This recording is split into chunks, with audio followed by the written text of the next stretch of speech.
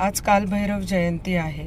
वेगवेगळ्या पूजा साधना तुम्ही केल्या तरी पण राहू काळामध्ये शिवलिंगाची पूजा करायला ह्या दिवशी विसरू नये. महत्त्वाचा नैवेद्य ह्या दिवशी जो अर्पण करायचं किंवा दान करायचं आहे ते जिलेबीचं दान आहे. जिलेबी इमृती असावी.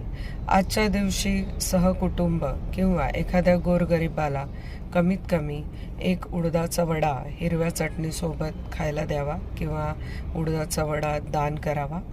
घरी तुम्ही देवांना नैवेद्य दाखवताना उडदाच्या वड्यावरती थोडंसं सरसूचं तेल शिंपडून मगच कालभैरवांना अर्पण करावं. त्याने तुम्हाला चांगले रिझल्ट्स मिळतील. त्यासोबत एक खायचं पान कोणत्याही सवाष्ण स्त्रीला किंवा घरातील ज्या स्त्रीवरती आपलं अत्याधिक प्रेम असेल त्या स्त्रीला एक खाऊचं पान खाऊ घालावं. हे उपाय तुम्हाला कसे